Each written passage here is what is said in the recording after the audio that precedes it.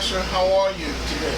I am doing awesome. How you doing today? Doing fine. I tell you, you've been pretty busy. It sounds like since having won the boys. I've been so busy, yeah. Did you do Atlanta? Did you do the Whitney Houston show yet? Yeah, so we had to push the Whitney Houston show back. Everything just started coming so fast. So the Whitney Houston tribute has been kind of placed on the back just a little bit, but we're hoping closer to the winter months we can get the Whitney Houston show undergoing. So how's it looking? What kind of response have you gotten? Oh my God, amazing. You know, all of her family lives in Atlanta.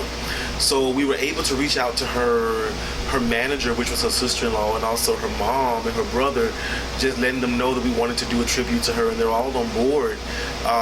It's just literally finding the perfect time, because my calendar is jam-packed. Now, has your calendar always been this packed, or has this happened since you won? Definitely since I won. You know, I stopped singing for quite a while. Before The Voice, I was like, you know, I don't think this is going to happen. So I'm gonna chill, maybe go to school. I wanted to be a doctor. I wanted to do something in medicine. So I was thinking about becoming an anesthesiologist or just going back for an RN. And then I said, well, if I can't do the thing, maybe I should do something close to it. So I thought about like a medical assistant or a phlebotomist, just to fulfill a dream, but the dream ended up being fulfilled. Mm-hmm. And before we get into why you're here this time, what was it like going through the various stages of competition for The Voice? How many people did you compete against, and describe that to the audience? So it was roughly hundreds of thousands of people audition. You know, you're talking about a worldwide competition like The Voice. So hundreds of thousands of people submitted their auditions. Tens of thousands of people made it through. And then only 125 people made it to LA. And out of 125 people, 80 was kept.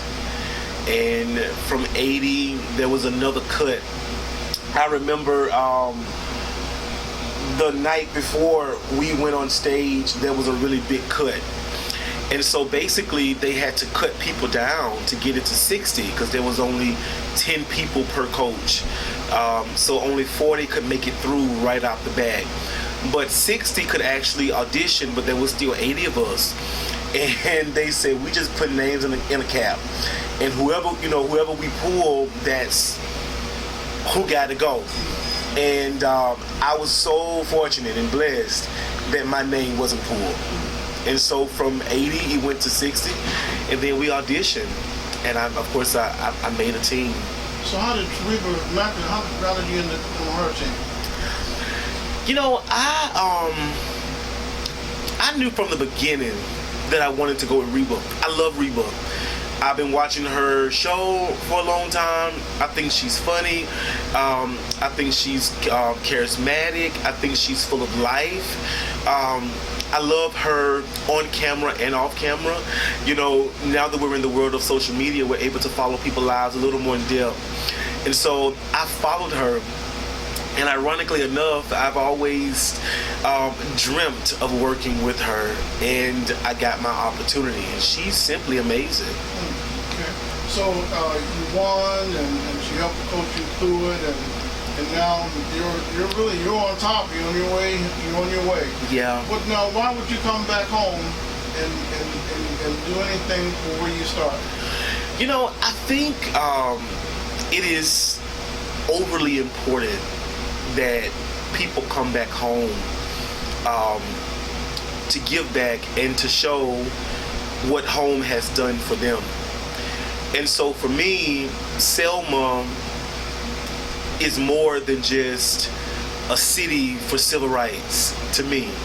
It is a place that literally birthed me into my destiny, you know.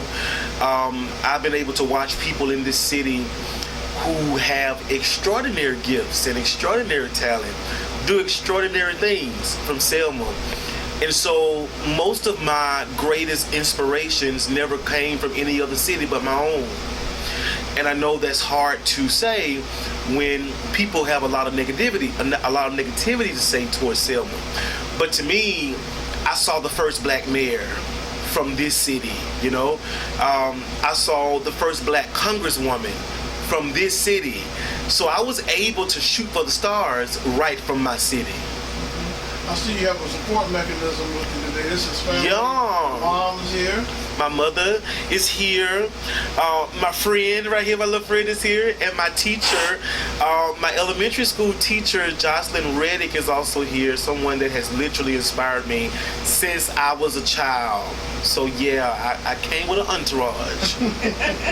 Which brings me to, why are you here this time? So I came home after winning the show, and it was such an extraordinary sight to see thousands of people from Selma show up, and it was from everywhere: Selma, Montgomery, Birmingham, Huntsville, Texas, Florida. After I won the show, they came and they flooded the amphitheater, and the love was so overwhelming, you know, and my heart is so big. I cannot not look at something and not respond to it. And a lot of what was saying was, come do it again, come back home. Just run that back one more time.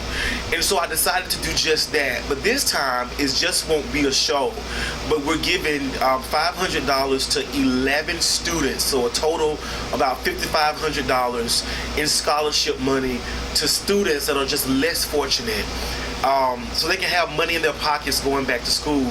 So we're doing a concert. It's going to be absolutely fabulous. The music, I was at rehearsal last night, and my MD done took the music and done, I mean, he has literally reformatted to be mind-blowing. You know, I like to shake places, Randy, and I intend to shake Selma High on that night. The tickets are $45. You can pay at the door, but if you want not to chance not having a seat, I would say go online. General admission tickets are still available. The VIP was sold out in 24 hours, so now we just have general admissions for August 9th show. And just don't tell them when you'll be able to come back again, huh? You know, I was talking to my team and some of the A&Rs, and it's literally going to be years before I get back home, getting ready to go on tour. So if I didn't do it now, it would be a long time before I'm able to do it. And I'd rather jump in the water while the ripples are still going than to let the ripples die. You know, you remind me of Luther Vandross. I don't know if anybody's told you that or not. I heard I was Baby Luther. Yeah, you know, and he, you know, we know, everybody knows he's a superstar, you know, and I think you're headed in that same direction. I heard you say you'll be in New Orleans soon, and then yeah, I'll be in Mobile this weekend, and then of course the next week I'll be in Selma, and then the next day I'll be in New York right after Selma. So the 9th Selma, the 10th New York, the 11th I'll be in LA, and then I'll come back home for a while just to regroup and rehearsal, and I'll be in El Paso in October, South Carolina in September, North Carolina in September. It's a lot. I'm telling you, it's tour, huh? Absolutely. You're young enough, you can handle it now. Now's the time to do it, huh? You know what? Even though I'm tired in my body, I am excited about my halos. I don't have fans, I have halos. And they're also excited. We just added a show August 24th, Houston, Texas. So we're going to be out in Houston, Texas. But the main show, which is the mother show, is going to kickstart right here in Selma for the encore.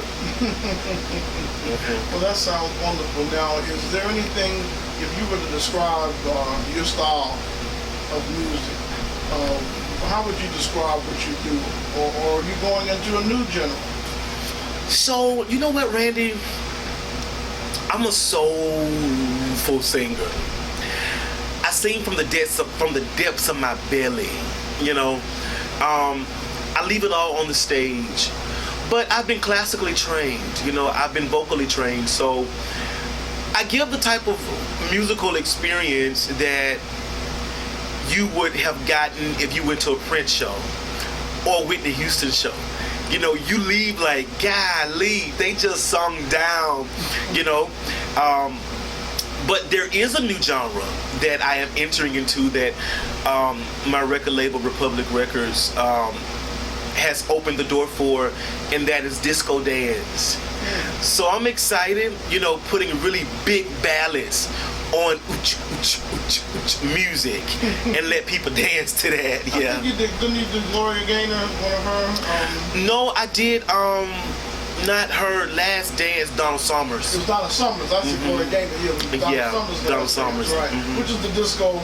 That was the original. Yeah, disco she was like the queen of disco dance. Yeah. Yeah, that sounds. That's all right. There was something else though. I wanted to make sure that.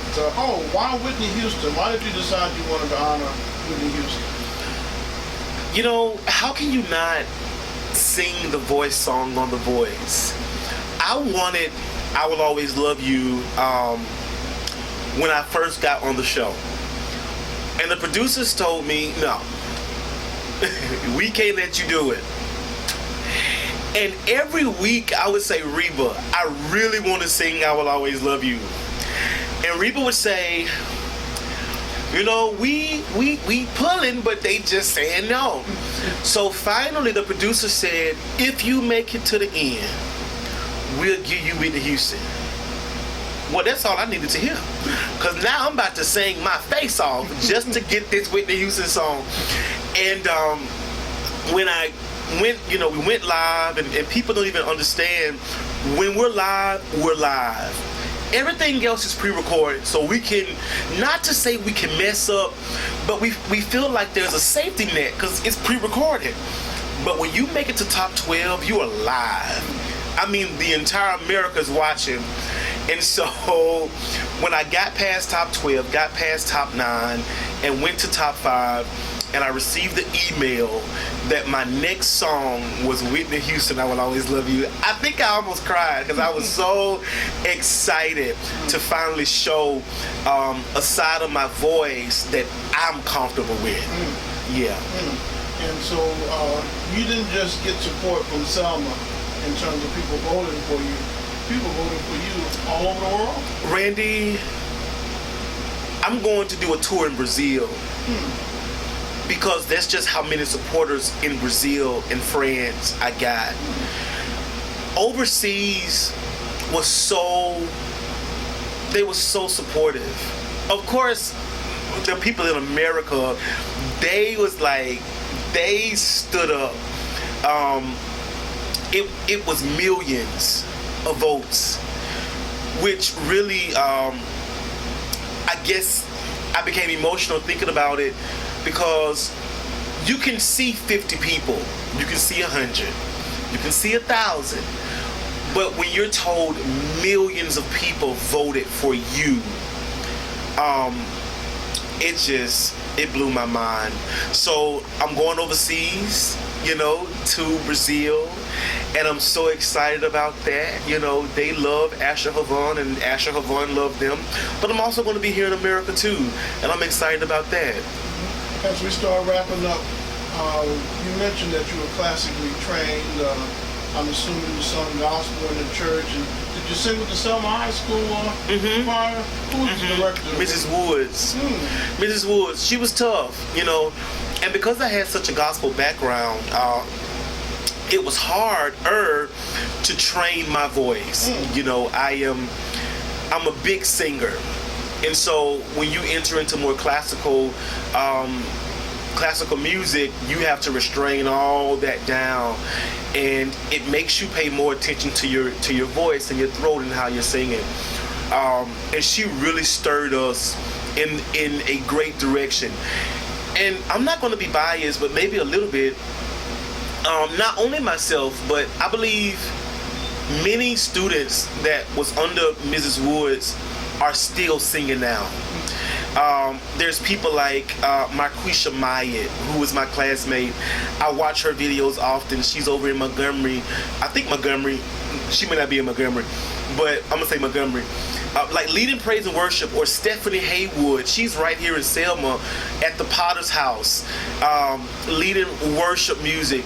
I'm telling you, Miss Woods instilled something in us that literally allowed us to carry it even now, and we're still singing, and we still have our voices, and we still know how to do it. If you wanted to, you could do opera. Absolutely. You know, I was asked to do opera. Now, opera is a little different because I have to train for it. But everyone knows my dream is to go to Broadway. You know, I am Simba, okay, and Mufasa. But I'll be Simba. Now, I gotta lose for 5, 10, 15, 20, 100 pounds to be Simba. But I got an invitation to do opera. But the training is so intense, Randy. I would have to stop singing for a year, allow my voice to regroup, and then go into another year of intense training. And then my third year, I'll be able to sing opera.